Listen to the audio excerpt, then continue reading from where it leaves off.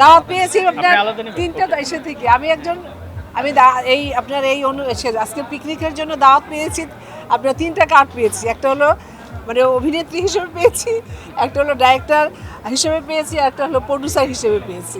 আসলে মানে আমি কি বলবো যে তিনটা থেকে একই অঙ্গে তিনটা কার্ড আমি পেয়েছি। আমার খুবই ভালো লেগেছে আর কি। কোন পরিচয়টাকে বেশি এনজয় করেন আপনি? আমি আসলে তো আপনার অভিনেত্রী, তাই নয় কি? আমি অভিনয় শিল্পী, ওটাই তো আমার আগে পরিচয়। আর তারপর অবশ্যই ডাইরেক্টর, এটা কিন্তু মানে অনেক বড় একটা প্ল্যাটফর্ম ডাইরেকশন দেওয়াটা। আমি ডাইরেকশন দিতে গিয়ে আমি কিন্তু হিমশিম খেয়ে গেছি। তারপরেও আমার অভিনয়ের কিছুটা অভিজ্ঞতা ছিল, যে অনেক বছর থেকে অভিনয় করেছি অনেক ডাইরেক্টরদের সাথে, ওইটাও একটা আমার কাজ করেছে। কিন্তু বাট ডাইরেক্টরদের কিন্তু জব অনেক বেশ কঠিনতম আর কি।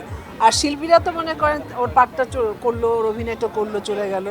তো যাই হোক, তো আমার খুব ভালো লেগেছে আপনার ডাইরেকশন দিতে গিয়ে।